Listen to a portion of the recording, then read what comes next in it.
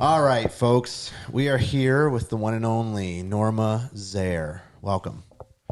Thank you. We are very happy to have you. This will be part of our Legacy series, and just talking a little bit about some of your wisdom we can download and learn from. So, Literally. Nick is here with a cast on. Hi, cast Nick. What's up? Just coming off wrist surgery. Just to start out, I kind of wanted to just see if we could get an idea of what it was like growing up for you. And then we'll kind of go in there. You've got your notes ready to go, and we're ready. So, what was it like growing up for Norma Zehr? I think I had a wonderful bringing up. I had parents that really loved each other. Parents, though, that were strict. Very different than this day and age, of course. Every generation is different. Yeah. And my dad was particularly quite strict. All he had to do was lift his finger and we knew. Okay. You know, and I don't ever remember of getting spanked in my life. I'm sure I may have, but I don't remember. I was pretty compliant. And but I was feisty, I think, you know. Good. Yeah. And, but I went to a country school. We had to walk to school, so of course we had to pack our lunches every day. And I remember of thinking, like in our family, I wouldn't say we were poor, but we weren't rich. But it seemed like we were more poor, but I don't think we were when I think back about it. And I remember one of the girls in my lunch period, she would have hard-boiled eggs. And, I just wish that I could have hard-boiled eggs. And why I didn't ask my mom to let us, I don't know, because we certainly could have afforded it, you know. But just things like that you remember, you know, things that you wished. And it was a little bit hard to walk to school because the big boys would scare me and say they were going to throw me over the dam, the little dam in New Bremen. And I was just petrified, you know. So things like that. But mostly I feel like it was a really good life. And my parents, like I said, they loved each other. And, yeah. When you say your dad was strict, do you mean just personality-wise, or like there was rules in the house that had to be followed? Because strict can look a lot of different ways, I think. I think he was a good strict, and I think they did the best they knew how. But I mean, strict, like you couldn't just run over to the neighbors. We had lived close to all the neighbors, and it was wonderful. But you couldn't just go over to the neighbors without asking. Okay. And if they said no, then it was no. And we never could go to basketball games, and none of it was to do with anything religious. It's just, I think they'd never done it before. Okay. They'd never parented before, you know Right, what I mean? yeah. So they did the best they could. Yeah.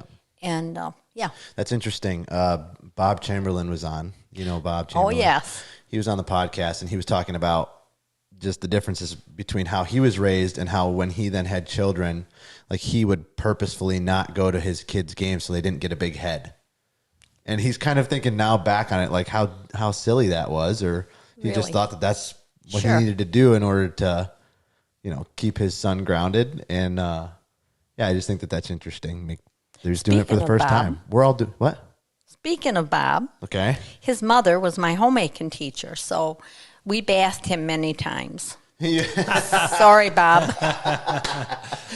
You heard it here first. Oh, times certainly have changed. You changed his diapers. Awesome. Good. One thing that was very different in the country schools is that you didn't know much, but the teacher knew everything. And I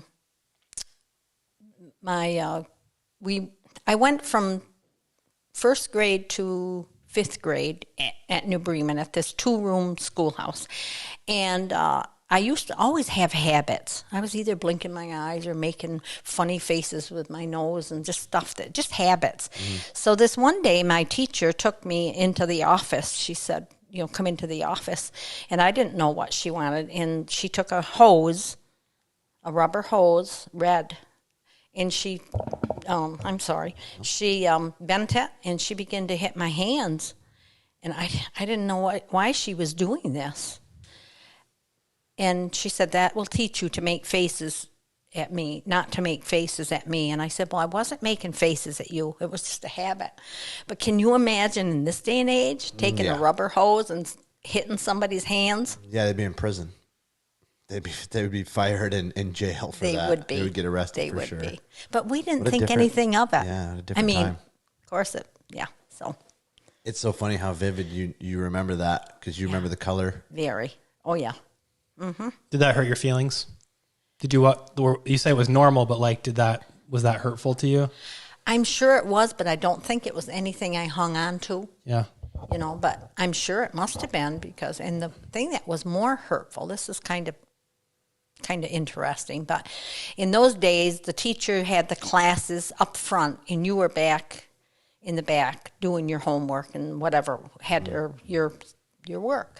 And so when you had to go to the bathroom, and we always called it, we want to go to the basement, you had to go up and stand by the teacher, and then she would say, what do you want? You couldn't just walk out and go to the basement or anything like that. So one day I did, and she wouldn't answer me. She was kind of a old maid type teacher. And she was supposed to say, what would you like? But she didn't. And I peed my pants, and it rolled right to the back of the room because the room went kind of slanted. And you know what? She put me in the corner and made my brother clean it up. No way. That's what I mean. It's very different, isn't it? Okay. Yeah. Different is one way to put it. I guess abusive would be another. Yeah.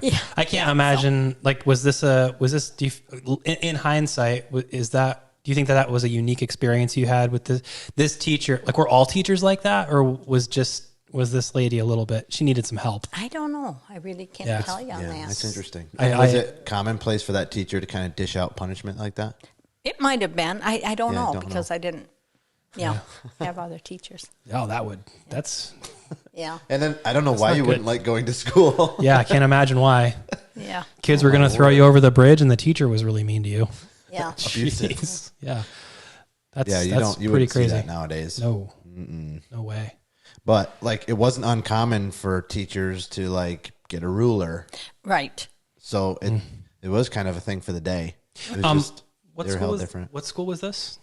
What school did you go to? New Bremen School. Now the fire department is about in that area. The school is gone. So. Yep. That's pretty neat. Wow. So did you walked? How far away was it? Well, do you know where our farm was? What's that? Do you know where our farm was? Yeah. Yeah, from there to the school, Where was the farm? Would it have been a half a mile or quarter of a mile? I don't know. You had to watch school both ways. Okay. Where was the farm? Do you know what road it was on? Do you know where the hotel is in New Bremen? Mm-hmm. To go toward Beaver Falls, the second place in, or the third place in. There were two houses and then our farm. Oh, okay. Yeah. Yep. So half a mile both ways. Probably. Uphill. No, both not ways. so much. In the snow. Even in the summer. You know the old adage, whenever somebody says that they had to, how hard they had it when they were younger. It was uphill both ways, and they had to, 3-4 feet of snow even in the summer. Yeah. Did you know, so half a mile, right? Do you know that nowadays, like, they pick up kids, like, one house at a time? Yeah. I look back, I've only been out of school for like 20 years now. I don't know. What am I, 30? No, yeah, like 15 years or whatever. And I look back and think, those spoiled kids, like, when I was a kid, you had to walk to a bus stop. I know. And like the bus stop might have been like 8 houses down, but now they pick kids up like at every house. It seems like maybe that's just on main roads, but no, it's times change. Very different time. Okay, so can you tell us a little bit more about what's so different about when you were growing up versus today? Well, one thing too at the grade school was they had a pump across the road where you pump water. So every morning, whose ever turn it was, you had to take the pail and go over and get the water for the day, for the whole classroom, and bring it back, and then you would put it like in a crock. Okay. Yeah, that's Yeah. And then, so wait, that was drinking water for the day? that was our drinking water. But it was kind of fun to go to do the pump. It was fun. It wasn't a chore. It was fun. It was probably nice to get out of the classroom. Maybe. Detour to the bathroom on the way. The basement. No, what was fun was to have recess. Oh, just boyfriends and. Oh, I know. Yeah. Oh, that checks out. Yeah, it checks out. But recess was fun. It was, that was just a fun time. Is there any one memory that sticks out to you from your childhood? Any what? Like one memory that sticks out from your childhood? You mean just from my childhood? Yeah. I think it just tickles me to pieces to think how God has your life planned and he puts things in you so for me, a wonderful time was I always had playhouses, whether it was back in the old garage or down cellar or under the woodshed or under the porch, or in the feed bin. I always was playing house and decorating and trying to make my house look pretty and using mud pies. And that was a lot of my childhood, was pretending. And I don't know if children do that nowadays, but I think pretending is such an awesome thing. But I love to do it today in real. So that stands out to me. Another thing that stands out is that when I was about 10 years old, my parents got saved and went to church. And so it was probably 10 minutes away from where we lived, but we always left an hour ahead.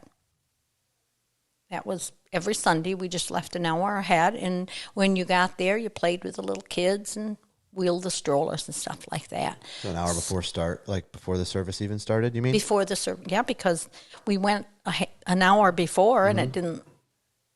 Church started at 10:30 and we probably left at 9:30. Okay. My father was a very prompt person. He wanted everything so. to be prompt. You like to be an hour and a half early to everything. An hour early. Yeah, I'm that way. I just don't like to be late. Yeah. Spent lots and lots of hours sliding downhill. That's a great memory. And then when we came in from the sliding downhill, my mom would have popcorn and fudge. That does sound like good Usually. memory. Oh, it was such a great memory. Like sledding in the wintertime, kind in of? the winter. Okay. Yeah. Yeah. Yeah. Those are the kinds of things that'll stick with you forever. Just forever, Yeah. Like even we snowmobile a lot. Yes. And my mom would always have hot chocolate and no-bake cookies. Oh, yes. But like, I don't know, seemed commonplace for a long time. Now I look back on it. Anytime we go, I kind of like, hey, I know it. when we get back, we should get some, And she does it because she's Yeah, amazing. it's- So Yeah. that is a good memory. Sliding downhill and then getting your fudge. And what else? Popcorn? Popcorn. Popcorn. And fudge. Yeah. And sometimes I'm always concerned to make it sound like I had just everything was perfect, and it wasn't. But for some reason or other, it's those kinds I remember. I mean, we weren't in an abusive situation, and our parents were wonderful, and I never have any animosity toward them, So if you have, but it doesn't mean it was perfect. Yeah. By any means. Yep. Yeah. And Yeah. did you have any interests when you were young that you kind of developed throughout your life and that you still use? Interests? Yeah. I think my homemaking skills, just hospitality, love people. Yeah. Yeah. I think from the time I was little, I loved people and cared for people. Yeah. Something some people may not know about you is that you're also very musical, very good piano player. Yeah. Was that younger and then developed all the way through, or did that come later? Well, it's interesting. I never really had lessons. It just came. Self-taught? It's just very, yeah. I No I kidding. didn't even really teach myself much. It just came. I was just able to do it. Yeah. I must get that from you. I learned guitar that way. I bet you did. Yeah. Mm-hmm. Huh. Yeah. How early did you start playing piano? How young were you? Oh, more than the piano. I remember my father bought me a secondhand accordion, which again we didn't have things like that. Like for clothes, I had all pretty much secondhand clothes and stuff like that. And this is an interesting memory for me that after school, when we got into the high school more, there was an ice cream freezer out in the foyer. So you could buy ice cream before you get on the bus. Well, that was certainly not anything that we could do. But I do remember one time of having money to be able to do that. And I was able to get a creamsicle. Ooh, the best. Can you imagine, though, that we didn't dare to ask for money because there wasn't money? My father, he was a farmer, but he did a lot of custom work. He was he was a milkman, and he would do bulldozing for people, combining for people. Okay. And so he had 7 children, and I was the 5th child. 7 children. She was 5th So- of 7. Okay. There were 3 girls first, then a boy, then me, then 2 boys. Okay. Yeah, So 3 and 3. yeah. So Wait. that's 7. Wait. So 3 girls, 3 boys, and you. So 4 girls. But I was more in the middle. I was Okay. more of a middle child. Yeah. So Nice. What a big difference growing up in an era. What year were you born? 41 In 41. So we're talking World War II era. era. Did your parents ever talk about what life was like then, having a family? And man, I can't even imagine like having a baby while all that's going on in the world. So much uncertainty, so much, I guess, fear. I was the first child to be born in a hospital. The rest of them were born in a place called Idleys, and it was a place in Krogan where you just went to have your babies, kind of like a birthing center maybe. Okay. And so I was the first one. But you know what? I said something to my mother once about, were we poor or something? She said, if we were, I didn't know it. My mother was an amazing woman. She had 7 children. I never heard her complain one day in my life. Never. She never seemed, she just rolled with the punches is all I can say. She had a lot of love, and yeah, it's a great legacy to have a mother that way. Yeah. That reminded me of first in families. That's different. So there's birthing centers before that. Was that because there wasn't really access to hospitals then, or was that more just because you lived in a rural area and that's just No, what you I did? don't even think there was a hospital then yet that I know of. Because Jimmy Carter, first president, born in a hospital, Oh, something like that. Okay. 1924. So that's 20 years before you were born. Oh, yeah. Almost. But like when you live in a rural place, stuff takes time to get to you, Right. Right. Yeah, interesting. What you mentioned boyfriends. Oh boy. Could we just skip that, please? No, that's the good No, I stuff. need you to list out all the boyfriends you've ever had. No, I didn't have that many. Did what was like your adolescence growing up? Like what was it like growing up into your teenage years and Okay, and so stuff like that? this is an interesting thing. I had, after the oldest child left home, then the next child was in the barn helping Dad.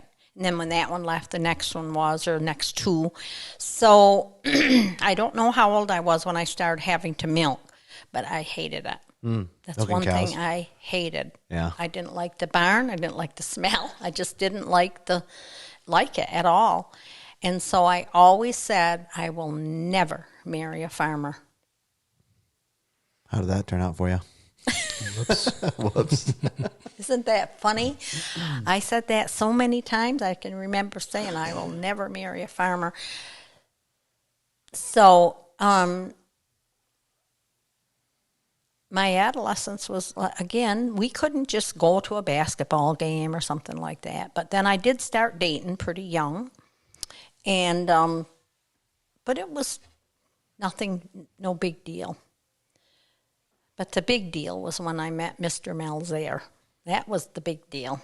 He told you a little bit on his podcast. Yep. But I don't know how much he told you. Yeah, let's hear it. But it was wonderful. So I went on my senior trip. When I came back from my senior trip, it was in July. He brought his nephew. His nephew was somebody I went with on my senior trip. Mal's nephew.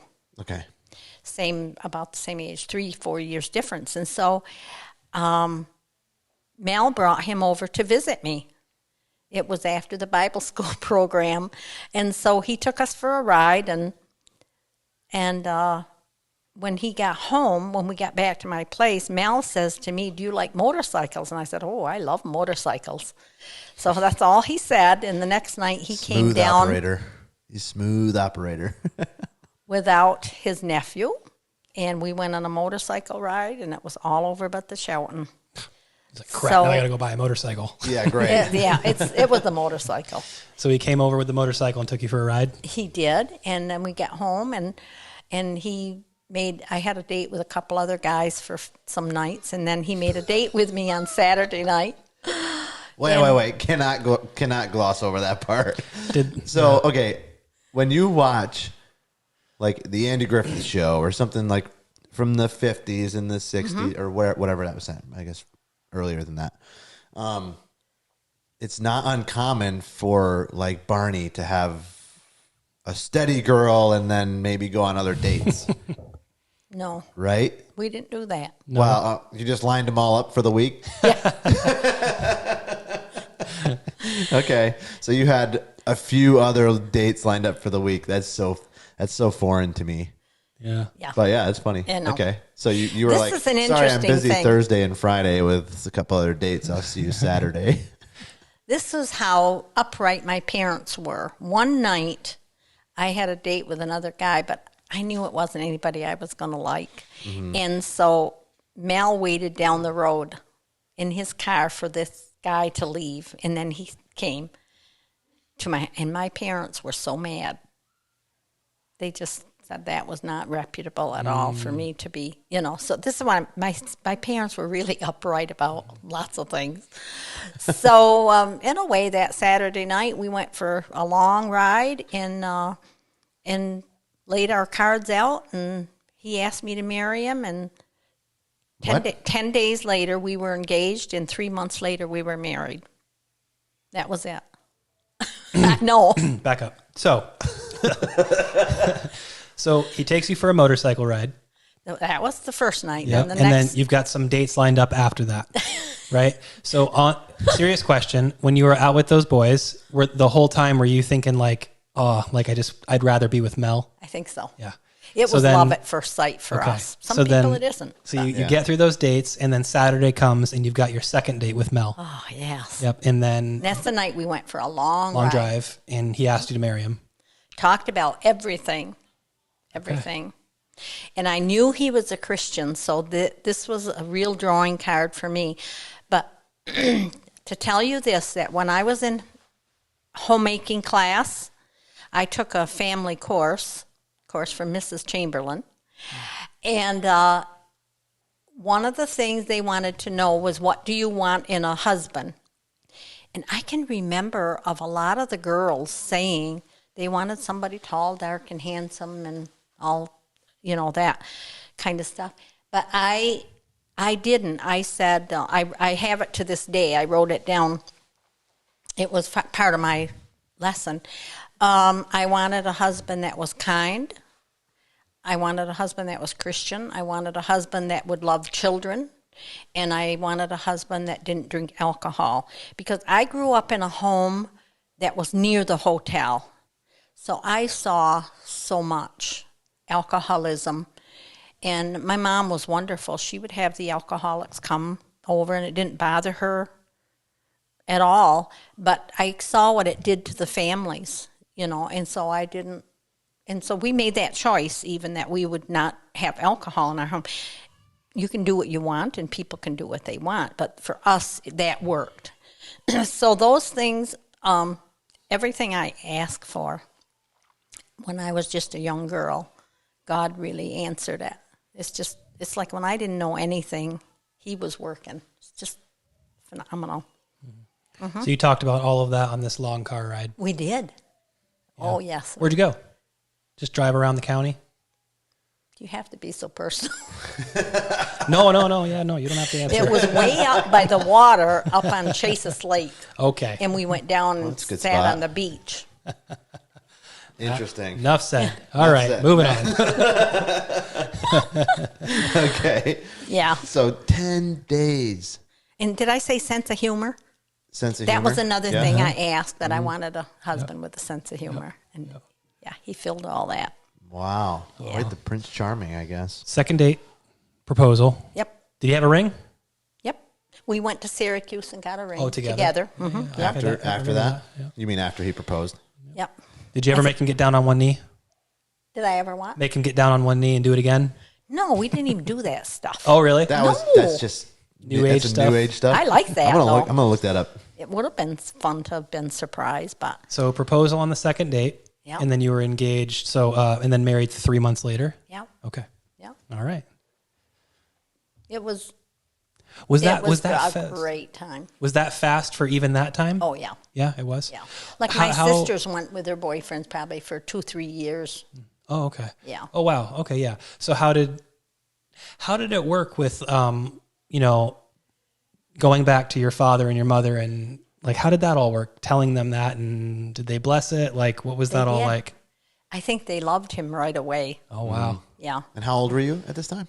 18, Okay. And he was a little bit older. 24. Okay. So he was seasoned, kind of. You know, Yeah. I mean, more. Yeah, established, responsible, Yes. a little bit more mature. Yeah. So then when we got married, we were on the farm, on the family farm. Now remember, I wasn't going to marry a farmer. But when he asked me to marry him, I said under 2 stipulations. One was that I would never have to work in the barn unless it was an emergency. And 2, that we would not have alcohol, that he wouldn't drink. He didn't drink that much before, alcohol, just to kind of get up the nerve to ask a girl to dance or something. But I didn't, that was important to me, that he didn't. And so, yeah. Yeah, I think that if a guy came to me after 2 dates in 10 days, I'd probably run him out of town for my girls. I know. Well, we know your girls are going to be 40 before they right. ever dare to pass. No, not 40, Not 40? 60-ish. That is so funny. So getting down on your knee to propose it goes back to the medieval era. So Oh, okay.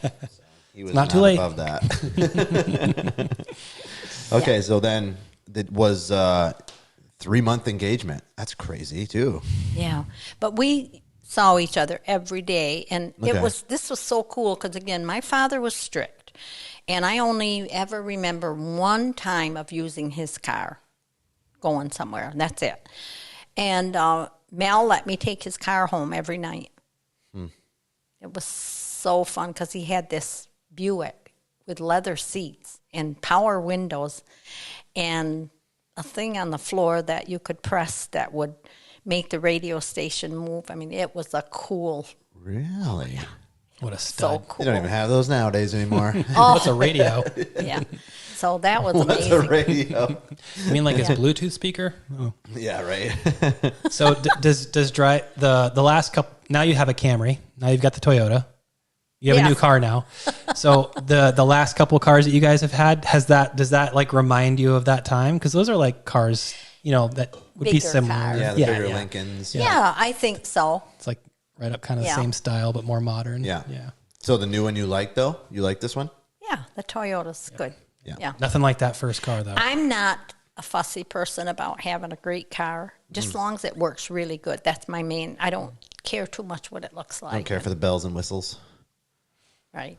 Yeah. They're fun, but Yeah, especially cars that. were made different back in the old days. Oh my goodness. Boy, they're just steel boxes. Now they all crumple up so that you don't get hurt so much. Did you know that?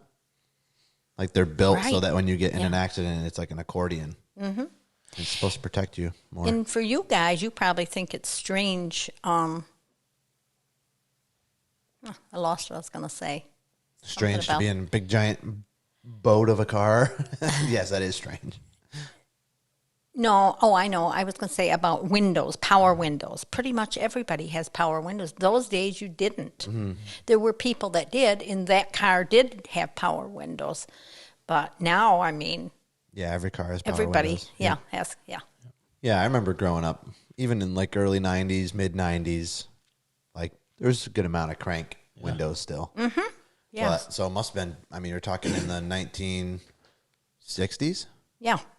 We That got married power in windows 59. must have been like Fancy. Yeah. mind blowing. So, I think according to the internet, the hospital was built. The Lewis County Hospital was built in 1930 or 31. Okay. So that's where you were born. I was born in 41. So you were born at the Lewis County Hospital.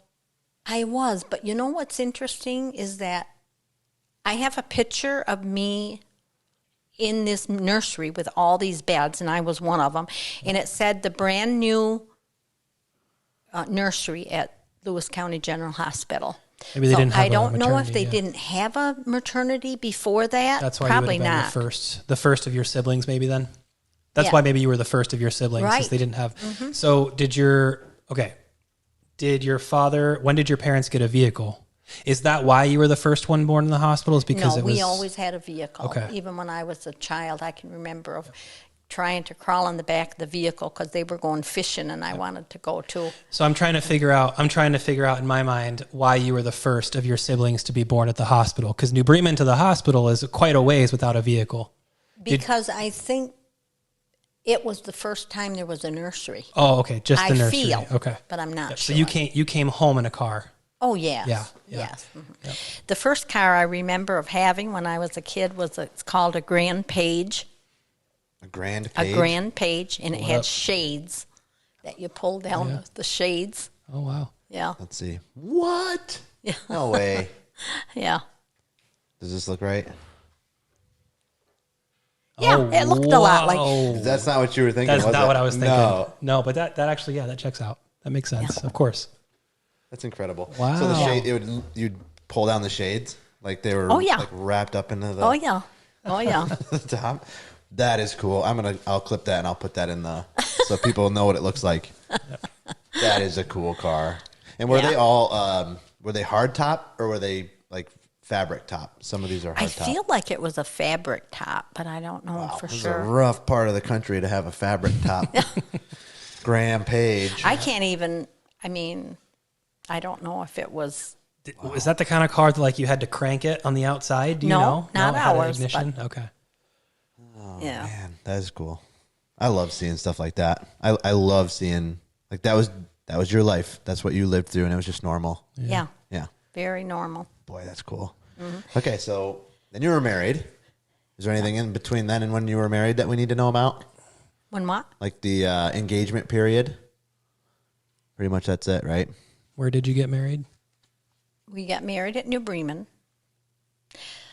Okay, so when we were going to get married, we went to the pastor to see if he would marry us at New Bremen. But this is just the cool part. And this is how wonderful my parents were, especially my mother, about this kind of thing. So I went to another church, the Apostolic Christian Church, and Mel went to this Mennonite church. And so when I went to my mom, I said, Mom, I don't know what to do because I don't know where we should get married or where we should go to church.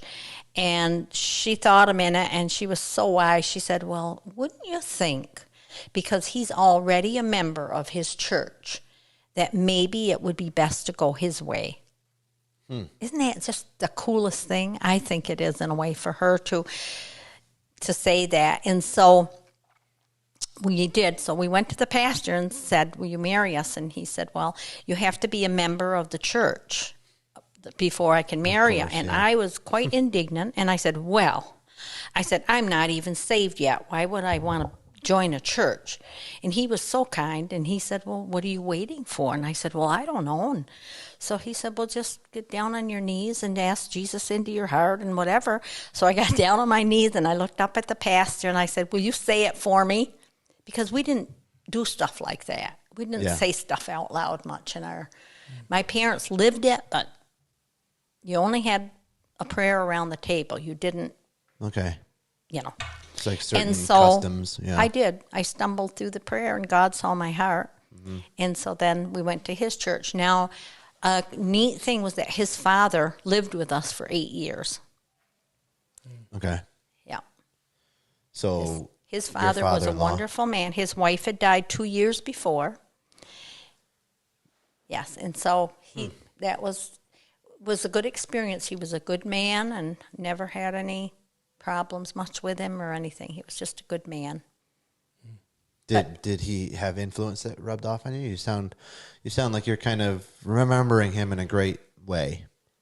And if you're a newlywed couple, like having the father-in-law living with you is a little strange, a little bit different. It does seem strange nowadays, but then days, I just asked Mel the other day. I said, Mel, if I'd have said no, I didn't want him to, would you have still married me? And he said, probably not.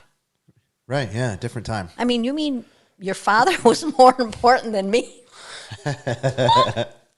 Oh, so funny. Well, he did barely know you. That's true. True, yes. All right, you want to hear this, Grandma? This is a price breakdown from when you were the year you were born. Oh, yes. Let's see. Well, you wouldn't know the prices from when you were born, but so a brand new car, $925. Oh. That seems pretty pricey still. Yep. Gasoline, 19 cents a gallon. That is crazy. How far back did they have to go where it was just free?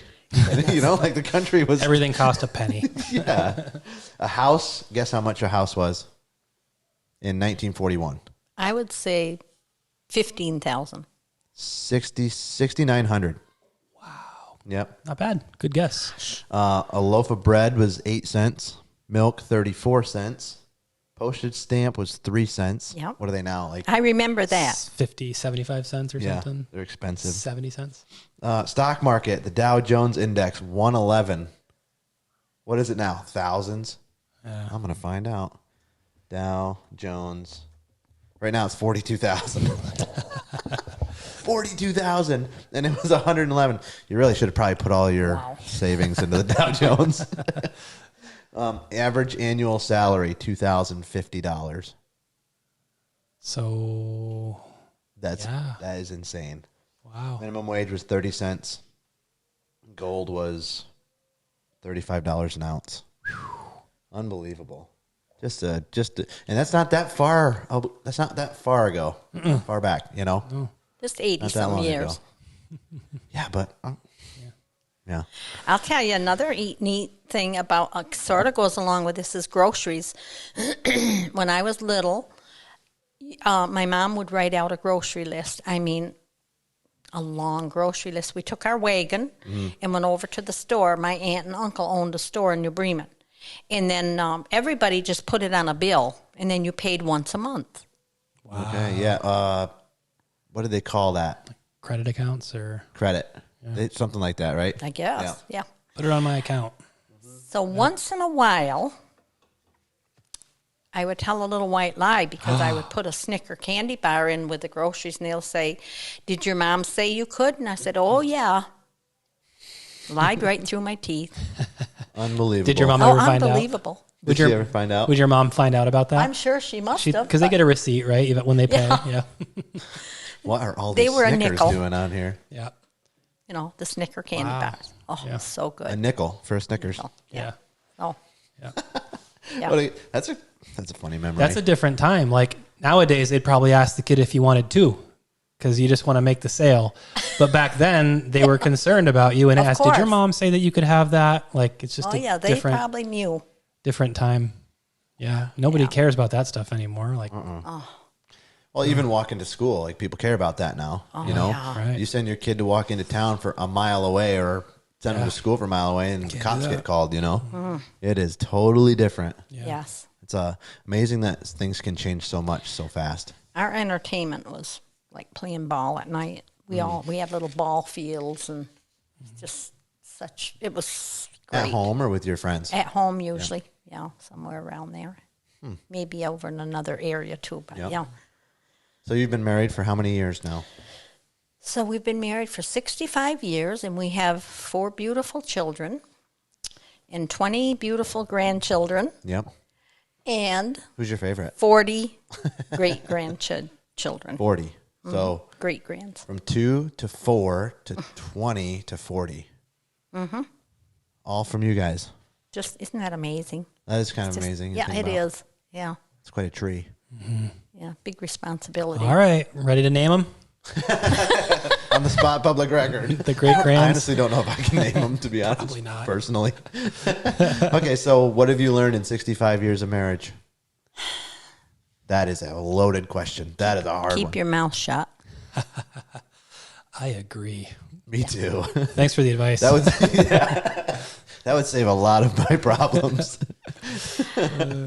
I was just saying to the Lord on the way over here that I'm so glad he taught me everything that he taught me, because when you take a self-willed person, which most of us are, but, and he begins to teach you, and which really, I think my whole life, the greatest thing probably that happened was,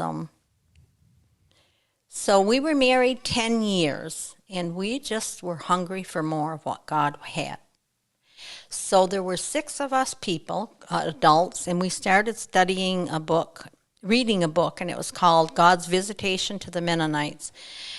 And it was shocking. I mean, the things that happened in this man's life. It was by Gerald Durstein. And it made us very, very hungry, because we felt like we were living just kind of a mediocre life, and it was great. We were very happy. We've had a happy marriage and all that, but there was just something missing. And so when we received the baptism of the Holy Spirit, it turned us upside down. Grandpa no longer slept in church, and he no longer dragged his feet when we wanted to go to meetings and stuff. He was just on fire for God like he had never been before. He always loved God and everything, but it was just a whole different. And so when we were baptized in the Holy Spirit, we lived and breathed God. Everything was,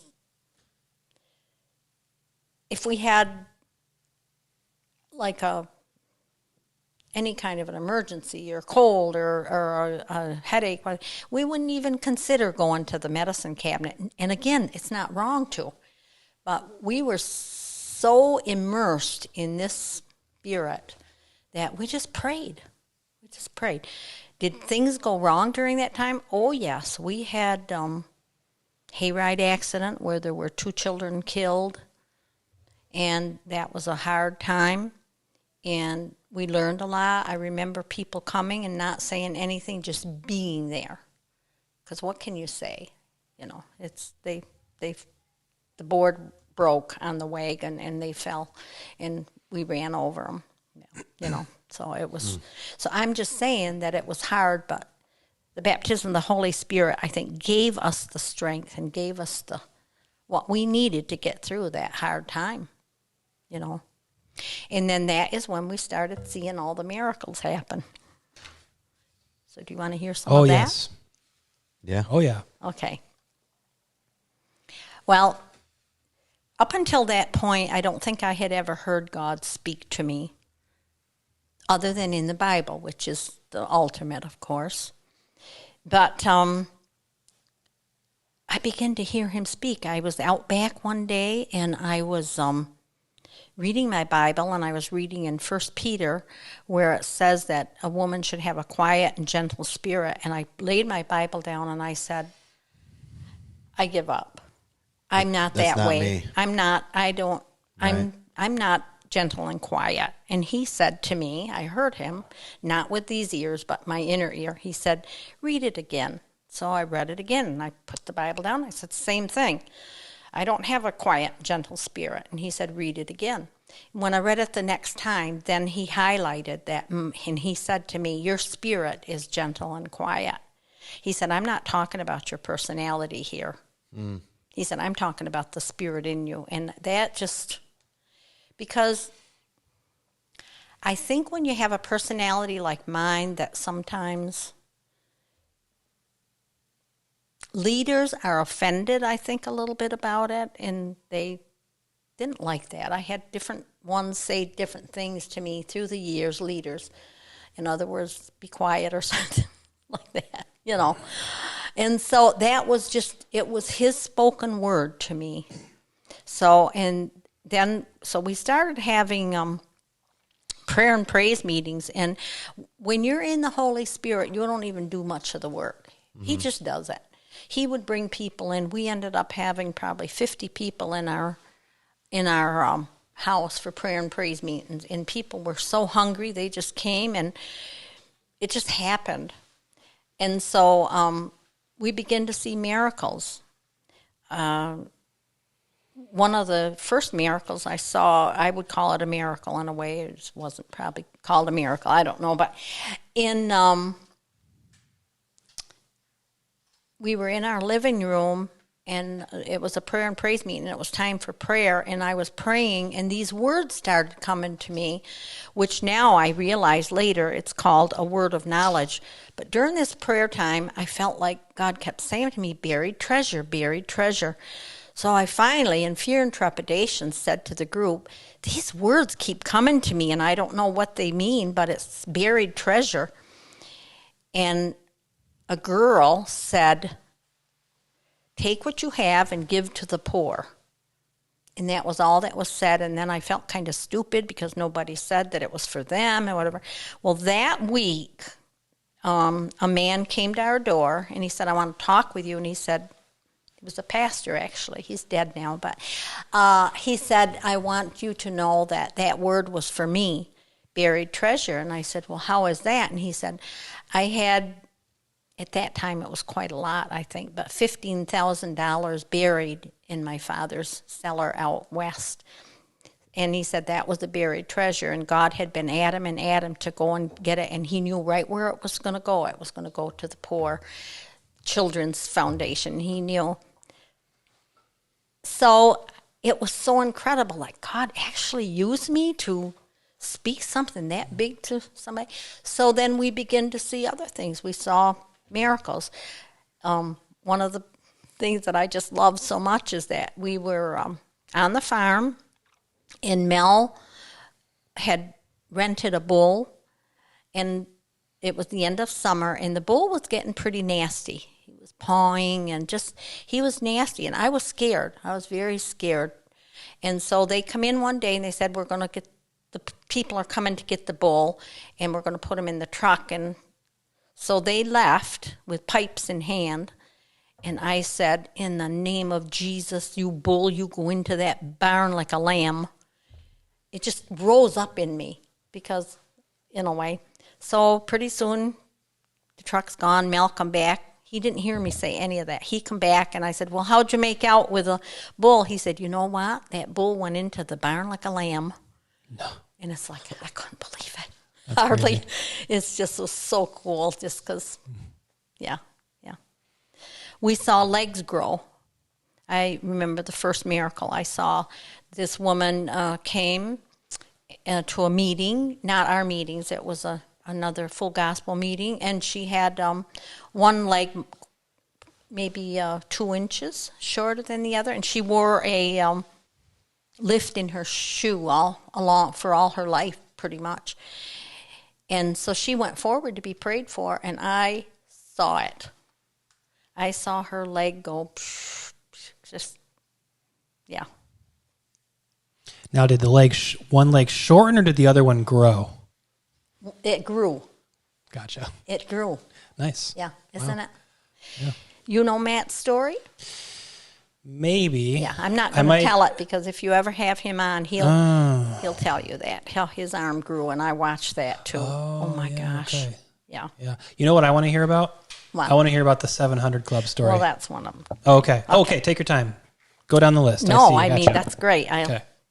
Okay, so the 700 Club, we used to watch it, and we had bought Happy Hollow Campground, and we still had the farm that hadn't been sold, which we thought it was, and then it wasn't. So we were $25,000 behind on payments and the farm and whatever. Not the farm was paid for, but yeah. So $25,000, oh my gosh, that was like $1 million, really, to us. What year was this? What year was this? 84, I'd say. So we kept praying. We had a guy from church that came and prayed with us, and he just kept saying, just hang in there. God's working. And it's so funny. Everybody that would come to the campground, if they looked like they were rich, I would think, oh, maybe this is the way it's going to get paid for. I mean, that's how you think when you're feeling kind of desperate. But anyway, one morning I'm laying in bed, and we had a TV in our bedroom. Mel had already gotten up, and the 700 Club come on. At the end of the 700 Club, they would have people that, the man that would be the co-host would have like a word of knowledge. And he said, it was time for prayer, and he said, now there's a man out there, and your name is Melvin, and you're asking God for $2,500. Nope. It's not $2,500. It's $25,000. Now, Melvin, don't worry about that because God's going to take care of it. Whoa. Wait a minute. How far away? Like, this is a TV show. Yeah. Virginia is where 700 Club is. So Christian programming, like a variety. Is it like a variety show type thing, or just a testimony? Okay, usually. yeah, it's a television show. Like they don't know you, and you don't know them, right? You just like to get up and watch it. It's like yeah, it was. They have wonderful. no idea who you are. You can't understand. Like during the charismatic movement, everything was exciting and just. You're just so hungry for the word. After I received the baptism of the Holy Spirit, I would hurry so fast to get my work done and run in and lay over my bed, across my bed, and read the Bible. And it was like, wow, that means that. Oh, that means that. The word's alive, yeah. Oh, it just became alive. And so anything like that. Well, I jumped out of bed and I ran out to tell Mel that God's going to take care of us, that 25. And by the end of that year, it was all paid back, plus everything else that we had to keep up, you know. So interesting. How was that paid? Just in time, because it comes out to about, like, in nowadays money, it's like over 76,000 today. $25,000 in 1984. Really? Okay. $76,436. Oh, you're on the ball. I'm on it. I'm fact checking everything. Yeah, that's great. That is a substantial amount of money. How do you pay that off in a year? Well, you know what? Again, that year the pipeline came in. We had all these people. We had winter campers. We winterized so we could have winter campers. And tons of people they came in for seasonals. It was called seasonals. And that's how most of it got paid, I think. Wow. When you say the pipeline got put in, what do you mean? Like, what does that mean? That what? The pipeline? What is that? What kind of pipeline was it? It was the gas pipeline, I think. So a gas pipeline came through in 84, and because of that, there was a lot more people staying at Oh, your my goodness, business. yes. Just increased your business by people coming in. So a man on a television show that you've never met before said, Melvin, whoever you are out there, your $25,000 debt will be taken care of. Don't worry about it. His name is Ben Kinchlow. So we sent for the cassette, and I had the cassette today, but for some reason or other, some of it has gotten cassettes. Destroyed, yeah. Like the quality of it. But that's exactly what he said, because I know it. It's etched in my... We'll have to see if that can be like restored and like legacy boxed or something. Put on a DVD or a flash drive or something. Yeah, because sometimes they can go back and fix that stuff. Yep. That is remarkable. That is an insane story. When he said that, like, Melvin, you're out there and you have $25,000 in debt, don't worry about it. It's going to be taken care of. He said $2,500, then he stopped and said $25,000. Wow. Whoa. And this is a time when, like, communication is just not like it is today. Like, you can't just, like, tweet about them. Yeah. No. You know, or send in a prayer request. Yeah. So did that feeling, when you got that word, did that feeling, like, bring peace? You're like, oh, yes. That's going to be taken care of. Yes. Because I could see how it could be like, wow, you can kind of over reality yourself, you know, and be like, there's just no way. You know, I think until you have a need so great that you can't fulfill it on your own. Yeah. And you don't have a choice but to trust in God, you know. Yeah, wow. Because nowadays, again, there are things like that, but we're pretty self-sufficient, I feel.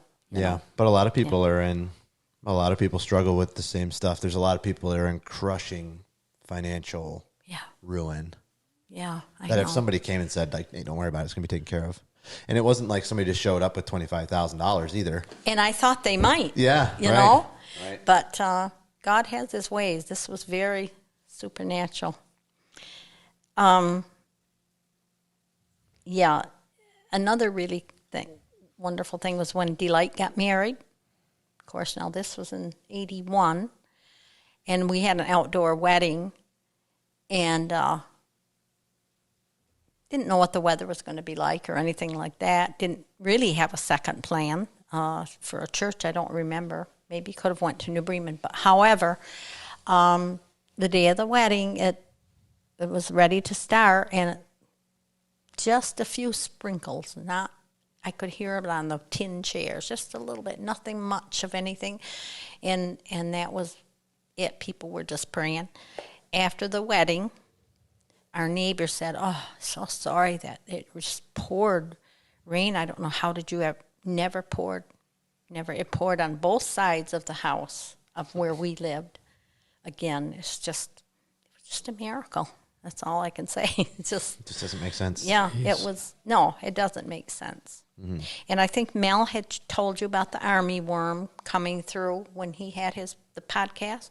An army worm? Do you know what an army worm is? It's like a worm, and it comes and it strips your crops. Just comes and just... I think you did mention that, yeah. So it came, and it was heading toward our crops, and you could see in the road where people would be driving. They'd run them over. Oh, it was just black, so it was coming. So we went up into the field and just, there's a scripture that says no pestilence will come near your dwelling. And we just laid our hands on the, so to speak, out over, and never came to our farm. Whoa. Never came to our farm. It was literally at the road. Came other places, but it didn't come to our farm. It was, yeah. Wow. That's what I mean. You had faith. There was something in us that just, it was a tenaciousness for the Lord. Yeah, yeah. Wow. Okay, so back to marriage. Do you have any other advice for us besides shut your mouth? Back to what? Like some marriage advice. Do you have anything else besides just shut your mouth? Or is there anything else that you've learned? Oh, for marriage? Yeah. Well, if you really knew me at all, you'd know that I am just so impressed with humility. And probably because I never had much of it or something, I don't know, but God sees to it when he sees your heart, and that's what you want, And I think humility is so huge, and I can remember the day this happened, Mel and I were driving, and many times he would, if I was driving, he would say, turn this way or watch out for that, and I would get so mad. Yeah, like backseat driving. Sometimes I'd say, you want to drive? That wasn't very nice, was it? But anyway, one day I said, thank you for telling, 4 eyes are better than 2, and it cut that whole thing, that whole nasty, prideful me, you know what I mean? And from then on, that's what I would say. I would just say, oh, thank you. Thanks for telling me that, So I think humility is huge. Mm-hmm. Yeah, you were able to just kind of quiet your heart and just be like, you know what? Yeah, the intention's good, so roll with it. And then it had an effect on him. Yeah. Yeah. Yeah. Yeah, humility and be quiet, Nick. There you go. Those are your takeaways for marriage. How long after you were married did you have children? Oh, about 11 months. Okay. Yeah. So you didn't take your time? Got No, didn't. We thought we knew everything, but we didn't know anything. No 5-year plan, no traveling, no. Oh, my goodness. Yeah. So 11 months until the baby was born?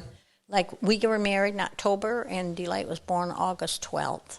Yeah, okay. Yeah. 11 months. Yeah. 10 months, yeah. It was... 9 months. Yeah. Wow. Loved being parents and loved that whole time. It was great. But I think we've loved every era of our life, every season, I think. But there's been hard seasons, but God is faithful, I'll tell you. He is so faithful. Like hard seasons, like I'm saying, the hayride accident and that was tough. Tough, especially when you're a faith person. But one of the things that I have learned, am I still supposed to be going? Oh, yeah. Carry on. Okay. I had this on last, but just this year, the Lord has given me this verse, and it's so wonderful. He says, my heart is not proud and my eyes are not haughty, and I do not concern myself with great matters or things too wonderful for me. And in the Passion Translation, it says, my heart is meek before you, and I don't consider myself better than others. I'm content to not pursue matters that are over my head, such as your complex mysteries and wonders that I'm not ready to understand. And then it says, I have quieted myself like a weaned child. And that's been my verse for this year, that I don't understand everything. I think I like to think I do. But I think even in the line of politics, in the line of just other people's business, anything, I don't know it all. I don't know much of anything. So that's just been a wonderful thing for me to realize it's okay to not know everything. He does. He knows everything.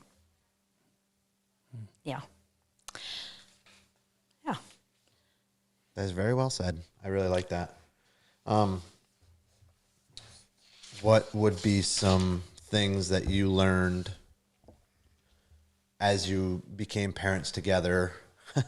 Parenting is hard, especially for good parents. Yep. So what were some of the things that you learned, maybe even early on, the differences of raising children? And I think for me is don't listen to so much stuff.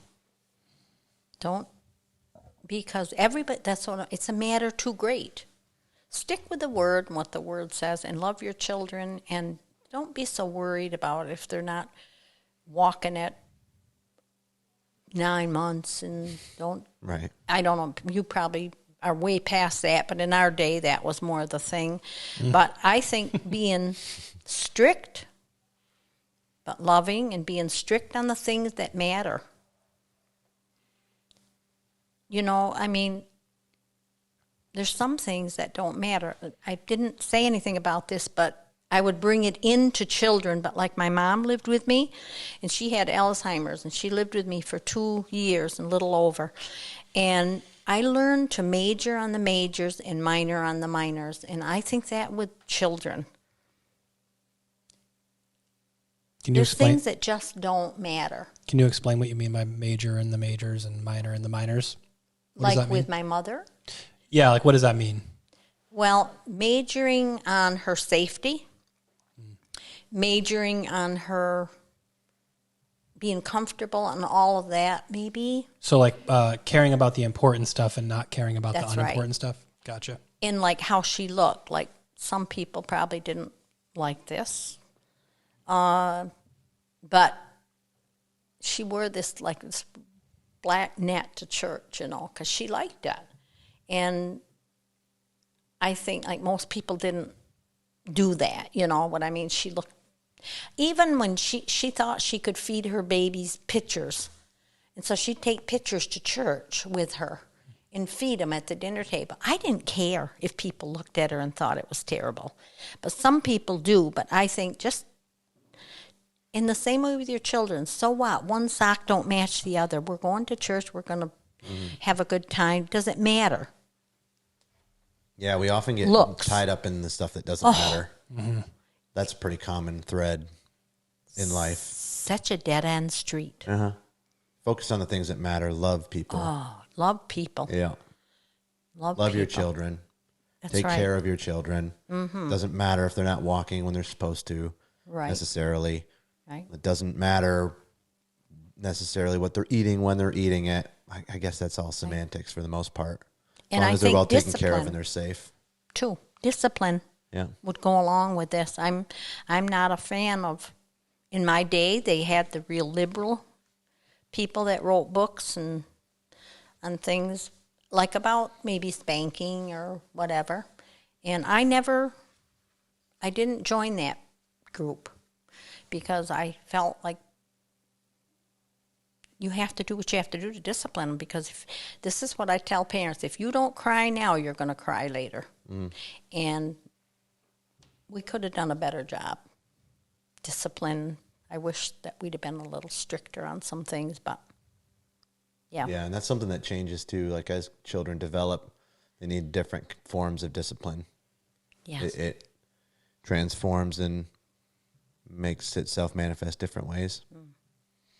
I've learned so much from my children and how they discipline their children that I wish I'd known, but it's the upward spiral. You guys all know a lot more than what we knew, probably, you know. Yeah, access to Yeah. information, and then, Yeah. you know, lineage passed down from generation to generation. Yeah. Anything more about that you wanted to talk about? Children? Did you ever struggle with your parenting? Was it ever hard? Listen, if I could tell a young parent anything, and I've told lots of them this, don't ever go to bed thinking that you failed or whatever. Every night, I think, when I was bringing my children up, I went to bed feeling I had failed. Just that I just didn't do a good job or whatever. And it's such a dead-end street.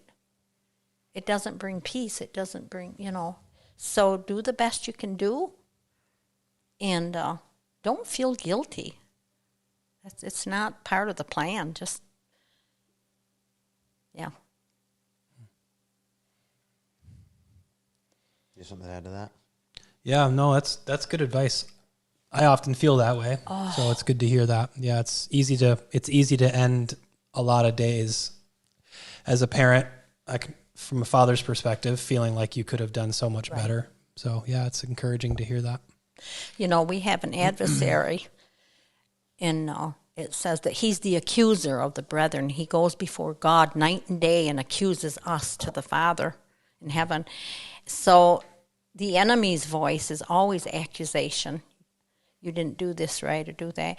I'm going to tell you a story about my aunt and uncle that were not saved, and they were probably my age now. I mean, they were probably in their 80s. And I had a dream one night. And in the dream, I went to their house, and I talked to them and said, how are you? And my aunt said, you know, good. And she said, how are you? Whatever. And I said, well, I'm good, but I know that you're not ready to die. And so I don't know, you know, we talked a little bit. And then I said to her, I said, wouldn't you like, she was in bed. And I said, wouldn't you like to ask Jesus to come into your heart? And this is in the dream. She said, why, sure. And then I asked my uncle, and he said the same thing, why, sure. And so I woke up, and I said to Mel, we have to go down to my aunt and uncle's today. It was Easter. So good old Mel, he took the kids for a ride while I went into their house. And went right to my aunt's bed and said the same thing that I said in the dream. Wouldn't you like to ask Jesus to come into your heart? And she said, why, sure. I was so amazed. You'd have to know the people to know that it was the Lord, that's all. That was a miracle. And so I looked at my uncle, and I said, would you like to? And he said, yes, he would. And then the next word that came out of my mouth wasn't anything I thought ahead of time, but I just said, I'll baptize you if you want me to. Mm-hmm. And then I said, but I'll call the pastor of your church and have him do it. And they said, no, we want you to. So I went out and got a pitcher of water and poured it over them and baptized them. When I walked out the door, man, I'm talking about the accuser. He said, you had no right to do that. Mm-hmm. The enemy of my soul said, you have no right to do that. And I was so scared that maybe I had done something wrong, but I immediately went home, and I looked up the scriptures that says that it's okay. You don't have to be a pastor to baptize somebody. Was that common back then, that not everybody could be the baptizer? Yeah, right. It was like done by a pastor. Oh yeah, yeah, definitely. So that was really even today, don't you think? A lot of more? I've heard plenty of looking of things where yes, the churches, the leadership in the church would be the ones that do the baptizing, And that's okay but too. less common, but still around. Yeah. Yeah. Yeah. Yeah. I think it's definitely more commonplace that, you know, we believers have the power to baptize and whatnot. Yeah. Yeah. So that was probably like you really stepping out on a limb. I back really then. was. Yeah, I really was. Yeah. So, Wow. but again, the accusations we can know. When you feel that accusing voice, say, no, I've done the best I can do today. And Lord, see, the Lord has to fill in something. If we can do it all ourselves and be perfect, we have no need for God. Right? Yep. Yeah. That makes pretty good sense to me. Okay, I have a couple more questions. What is the hardest lesson life has taught you?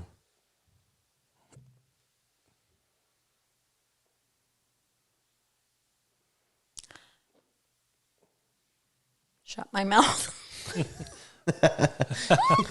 Humility and shut your mouth. I think too, maybe wondering. I would have to say this: when we lost our grandson,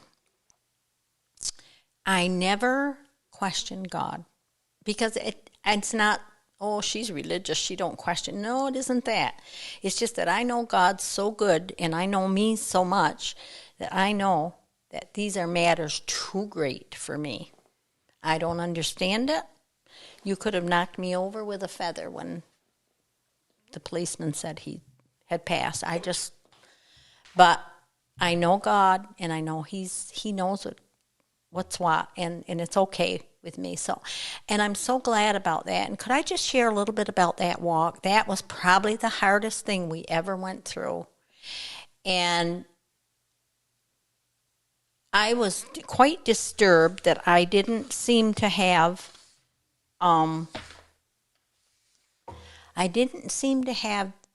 comfort when Melvin died. I had peace, but I didn't have comfort. And it bothered me. I was looking for my paper here where I had written it down. But so I thought, you know what? I'm going to study. And I'm going to find out what this word comforter means. Well, I was surprised. This is what comforter in the Bible means when it says he's our comforter. In the Greek word Bible, it means he's a counselor, he's a helper, he's an advocate, he's a standby, he's a strengthener, and he's an intercessor for us. There's nowhere that says he is going to hug us that we don't feel anything. These are not feeling things. This is a fact of knowing he's here, he's beside me. And that just helped me so much to know that the comforter. So God spoke to me, and he said to me, he said, if you get a barb in your finger, he said, if you don't pull that out, it's going to get infected. And it's the same way with this. If you don't feel the pain, it's going to be infected, and you will be affected the rest of your life. So he said, no, I don't take the feeling away. Right, yeah. But I'm right there as your helper, as your advocate. Oh, that just helped me a lot. Boy, yeah. I don't know if I've ever thought about it that way. Oh, I didn't. It's easy. It's when you're insulated and when you feel taken care of is a good way to put it. Like, I can't handle these emotions. You've got to handle them for me. That's right. It's so counterintuitive. Yeah. You know, what you're saying is counterintuitive, what we think comfort means. Yeah. I was so surprised because I just didn't want to feel any of it. You know. Yeah. Yeah. Hard lessons to learn. Sometimes you can't learn those lessons unless you go through it, unless you feel the pain, unless you know what it's like to be completely adrift. Yeah. And you know, a lesson I learned too through his death was to listen. When people used to say, oh, we lost a grandson, I think, oh, well, that's too bad. I'm sorry. You know, now I listen. Yeah. I listen to the story, and yeah, I try to. perspective. Mm-hmm. Yeah, it's very different. Yeah, because you can now be, you know, now you've been in those shoes. You understand the pain. Yeah. And you understand how hard it is to get over and to let go of things and feel the emotions. Yeah, that's tough. Oh, yeah. Yeah, that's not a good time. And with us, I think you feel the pain of the child's father. Sure. And mother, you know. It's a little like a layer. You know, we're the grandparents. We're not the parent, but Right. you feel your, you know. Yeah, it's more hurt. Yeah. So I would also like to talk just a little bit about my diabetes, Yes, please. you know, because I think it might help somebody. Yes. But last May I had my knee replacement, and I was doing good, and up until about August. And then in August I had 3 weeks of I had no energy. There was something wrong. I didn't know what it was, but I didn't want to go to the doctor. I never do. But I finally went to the doctor, and he did a blood test, and that meant that my sugar was way, way up, 500. My A1C was 12, almost 12. So he put me in the hospital for 3 days, I think it was. And I didn't get a lot of encouragement, but there were a couple people that did encourage me in the hospital about it. And some of them said I'll be on insulin the rest of my life. Mm-hmm. And that was a hard time. And but I decided to research myself and to see what I could find, and found out that through diet I was able to. And I just would like to encourage anybody, if you've been diagnosed, I mean, you can do it. There's help. You can beat it. That's what you're saying. Yeah, you really can. Was it like type 1, type 2 diabetes or No. pre-diabetic? I was full blown diabetic. Okay. Yeah. Now, type 1, you still probably have to take insulin the rest of your life because, you know. Yeah. But in other words, eating won't take away the type 1. That's usually an early onset, Okay. I believe. Yeah, right, correct. Yeah, but mine wasn't, of course. And yours so, was type 2 diabetes? Type 2 then. yes, mine is, Okay. yeah. So you were full-blown type 2 diabetic Oh, yes. diagnosis. Okay. Yeah. And tell us what you researched and what you did Okay, so specifically. I had a wonderful nurse that was she was a type 1 diabetic, and she come in my room. Of course, I was crying because I had heard other bad news that I'd be on insulin the rest of my life. And so she said, "What do you hope for?" And I said, "I hope to control this with diet." And she said, "You can do it." And she had seen hundreds of people, she said, that have done it. And so I did. And yeah, it's just been, it's wonderful. I'm down to now a 5.8. My A1C is 5.8. From a 12? Yeah. Wow. Okay. And what does that diet look like? No carbs much. Very, very few carbs, except that what would be in maybe vegetables a little bit. But like I don't eat any pies, cookies, cakes, rice, potatoes, anything that would be high. I'm not saying it will always be this way, but for now, this is where. Pretty strict? Oh, I'm very strict. Haven't had a potato I haven't in- had any of that stuff that I just told you. So Breads, yeah, nothing. nothing occasionally or no. No. Yeah, just kind of No. cut it right out. Yeah, right now, yeah. Okay. And what do you eat? Like on a daily basis? Like what did you have for breakfast this morning? What are you going to have for dinner tonight? Like I'm just curious what exactly. Sure. Like looks I like. have a thing called, like I love egg rolls. So I make egg rolls in a bowl. It's the same thing, except it doesn't have the, you know.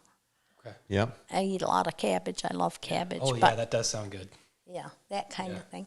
And I will have to say that I have keto, like maybe peanut butter Okay. cup almost every day. Some people wouldn't advise this, I know, but for me, it works. I have one every day with a cup of coffee in the afternoon, and it just takes care of that bone hunger. Sure. Yeah. What do you mean? Can you explain that? Keto, Yeah, like what do you mean? What are you actually eating? it's a peanut butter cup. Oh, a Chocolate peanut butter, cup, a yeah. peanut butter cup. Yeah. Gotcha. And it would have like maybe one net carb. Okay. Yep. Yeah. Do you put butter in your coffee? No, I don't do that, but I know some people do. Yeah. So what did you eat for dinner? Like what would you eat for dinner? Like chicken and some Salad. broccoli, salad. Huge salad. I love salad. Yeah, I saw the salad that you ate the other day when we were at your house. That was Yes. a big bowl of salad. Oh, yeah. I almost do. asked you if you were I going like to finish salad, it. too. Yeah. You going to finish that? And Nick's gonna meat. come over. I eat a lot of meat. Okay. Meat, so everything except carbs. But Do you restrict any red meat or like? Yes, I eat all kinds of meat. Okay, so Yeah. you don't, as far as like the whole red meat scare thing goes, like you don't really pay attention to that. You'll eat. Nice. Nice. Yeah. What were some of your what were your symptoms beforehand? Like when you were having these issues and then you were going to the doctor Well, what for kind of 3 symptoms? weeks, I had no energy, and I'm an energetic person. I couldn't even hold my hair dryer up. No kidding. Okay. Yeah. And how old were you when this started? Is this year? Yeah. 83. Okay. Yeah. So 83, low energy, very peculiar, onset type 2 diabetes. Yep. And you went there and they said insulin for the rest of your life, for the most part. Most people said that. Wild thing to say. Wild. Like, what? I don't understand. I don't understand that. Like, there's not holistic approaches to trying to fix this thing that we just don't care to, explore. But interesting. So after you did your own research, you said, I'm going to try to regulate this with diet. You brought your, what is it called? A1C. Your A1C from a 12 to a 5.7? 8. 5.8. Unbelievable. So And less than half. And it has to be, nowadays, I'm still pre-diabetic. When it's 5.6, I think under 5.6, then it's not called pre anymore. It's called, what's it? It's something, a controlled diabetic. Okay. But I prefer to think I'm not going to be a diabetic. But anyway, whatever. Yeah. And how long has that period been since when you started this new diet to now? September. So September till March.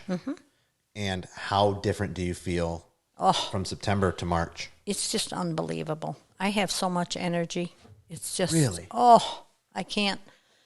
Yeah, I have energy like, I'm amazed how much energy I have. And yeah. Was there any other symptoms? Like joint discomfort? Was there brain fog? Maybe dry mouth and also probably getting up in the night to pee. Really? And that's Quite all often. gone?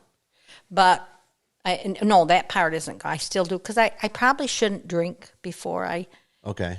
go to bed Like much. for hydration, yeah. But I do, yeah.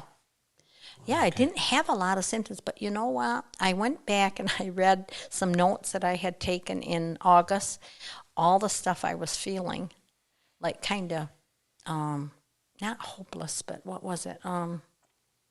Like depressed, anxious? I wasn't depressed, no, but it was like, in a way, like I felt like I couldn't control my emotions, and like I was crying all the time, and just about stuff that shouldn't, And so I think it all had to do with it. But Disrupting in one thing I hormones. wrote in those notes, like I wonder about sugar, but see, because I'm the ostrich. What do you mean you're an ostrich? Well, I stick my head in the ground. I don't want to go to the doctor and find out I have something. I just What can you? What is it about? Like, why don't you like to go to the doctor? To the doctor. The hiccups are back. Sorry. Nick's got hiccups, everyone. Jeez. What is it about not going to the doctor? Like, where's that come from? hurts What's that? sometimes. Oh, okay, gotcha. Just afraid of the doctor a little bit.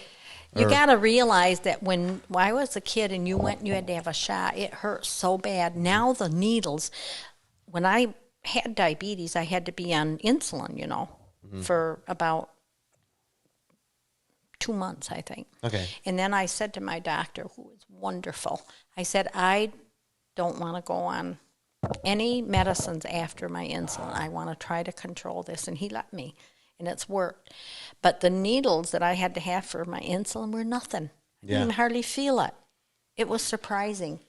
So it's more like a past, like remembering, Very much so. It's been in you yes. for, since Especially since medicine was done different back then too. I mean, even doctors, the way they would treat patients and stuff is so much different now versus then. You've got stories that you've told me before about when you were taking your kids to the doctor and like the way that they would treat them. Oh my gosh. It was Okay, like so just negative experiences. negative experiences with the hospital. Terrible. Not as medical gentle, system. not as gentle back then. Yeah. Yeah. I think that that's fascinating. Just controlling your diet and what you intake. How not only your physical part, but you're talking about emotions too. Like you're talking about like hormone disrupting whatever it is that we're eating, and carbohydrates and the chemicals that are in our food, and so many people are just willing to say, "Yep, okay, insulin, rest of my life," and then continue eating how they are and unhealthy and everything. Whereas if you could just make a lifestyle change, you could avoid this stuff. You chose the hard path. Right. There's probably Right. something. Yeah. The insulin's the easy path, but you chose the hard path. Potatoes are pretty good. Rice is pretty good, but you're able to have the discipline to Well, I forego thank it. God that He helped me, because I wouldn't say I'm any great disciplined person, but I feel like He helped me because I just do. Yeah. Was that a hard transition to make, getting off of those foods, or have you never like really struggled with food much at all? Oh yeah, I think I've always had to, watch my weight and try to, and I could fast for 10 days. That was nothing, but Like a water fast, you mean? yeah, Really? yeah, but 10 days? But that's different though than Yeah. controlling the food that's right in front of you. Sure. Or, So was it difficult to, when you first stopped eating the carbohydrates, was that like a difficult transition for you, or was that pretty easy to get off of all that I stuff? think it went pretty easy, truthfully. And you know what? It's not that I wouldn't sometimes like a big juicy hamburger with the rolls, or a Huffman Hot with the rolls, but I just know that I'm not going to, and so yeah. Yeah, it's some people really struggle with that because they don't feel that bad, or like they kind of make excuses for why they're not making this change. Sure. Like if and I've always thought about this, like even in my own health journey, life journey, if I could think of the consequences and how I'll feel later, then I won't make this decision now. Some people are very good at that. Right. Not so much with me. Like I can tell if I have pizza the night before how I'm going to feel the next morning. And it Really? doesn't usually translate to discipline like it should. Okay. But who knows? Maybe soon enough. Yeah. One thing, guys, I do try to just, I don't talk too much about it unless somebody asks me. Because most people don't want to hear it. Most people, they just say, oh, I'm on insulin and I'm fine. And so it's okay if that's the route you want to go. Yeah. That's hard. Yeah. That's hard to find that soft plate, that medium place between knowing someone needs help, but it's not the right thing to do in the moment Right. to try to offer that help. Yeah, That's that's really, right. really Yeah. difficult thing to watch. Yeah. Yeah, it's a delicate situation there for sure. Always. That's cool. I'm encouraged by that. Yeah. Yeah. I'm But you get excited to- about that. Yeah. Oh, it is cool. good. You get to I'm say glad. it here, and maybe you get to say it here, and then it's out there, and anybody Yeah. who wants to hear it can hear it now. Were there other people that were like good influences for you? We're not doctors, but there's definitely answers that are not pharmaceuticals that people should consider. And a lot of times it's not even a consideration. It's just, here's the next thing that you're going to be on forever. And definitely, was there any influences, people that were encouraging you in this? Or My whole family, even from my knee surgery, that was tough. That was hard. And all of you have just encouraged me so much. You can do this and you're doing so great. And I don't know, I feel sometimes like I must be a baby that I need this much encouragement. But I did. I just did. I really needed encouragement with my knee and with my sugar too. That it was worth it. It's worth, yeah. Yeah, that's really. But that's great again, stuff. back to the humility. It's important to be, I don't have it all together, Yeah. yeah. Is there anything else I think we got almost to everything. Oh. What else? I mean, Check the notes. yeah. Well, I would like to ask you kind of maybe even on the way out here, we'll start wrapping up, finishing up. Is there anything else that you'd like to talk about? No, probably not because, yeah. That's good. What is it? We can talk about it. No, just that the one thing the Lord told me when I started on this journey with the journey I'm on, With your health journey specifically, or? just with what I do every day in my life now, Yeah. you know. And he told me not to think of myself as a caregiver. He said, I want you to think of yourself as a joy giver. And that really made a big difference because I can't believe the grace that I've had in giving joy because you don't always want to, Yeah. you know. But you feel giving joy is better than thinking of being a caregiver feels like drudgery. I know it isn't really necessarily, but it feels sometimes like it is, where if you're given joy, we have joy and we can. So that's helped me a lot. I just wanted to say that. Yeah. Mm-hmm. Yeah. I think that's important for people to hear for sure. Yeah. Yep. I know you're such a good influence on me and my family and Nick's family. Joy, definitely a word I would use to describe you. Because I feel like in a lot of areas of my life, I'm just not where I want to be yet. You know, I'm working. It's a work in progress. Yeah. And to hear somebody who is been through so much and done so many things and had all kinds of life experiences to say, like, I'm still struggling with some of this stuff and here's where I am now. And it's encouraging for me. So I really appreciate that. Well, you know, guys, it's the upward spiral too. Yeah. You are way beyond what I was at your age already. You're way beyond me. Yeah. We stand on the shoulders of giants, right, Nick? Right. Yeah. And our goal is to continue the upward spiral and to carry on that legacy. So, Yeah. yeah. I don't feel like we have it easy. It's almost like we feel like, maybe we should have it a little easier, but at the same time, it's more responsibility to carry that on. So, Yeah.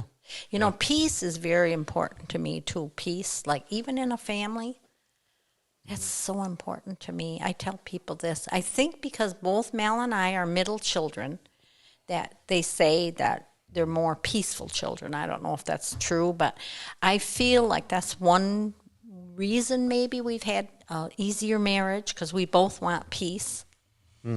And peace at all costs, almost. I just think I just have to have peace. You know, that's what I'm saying. Like every time Mel would say, go this way or go that, well, what's the sense of fighting it? Why not just embrace it and have peace? Yeah. I like peace. What is one thing you can tell to our listeners before you go? Is there anything that you want to say? Like any closing remarks? I mean, you pretty much said it all. Just don't concern yourself with matters too great. Yeah. Psalms 131. You know, really just love the Lord. I love that. Yeah. Well, Nick, unless you got anything else, I think that's a great place to wrap it up. What a wisdom-packed episode. You know, really appreciate you coming in and talking with us and letting us hear from you and what life's taught you. So, My pleasure. Thank you. Wonderful. yeah, thanks. Thanks, Grandma. All right, we'll see you next time, everybody.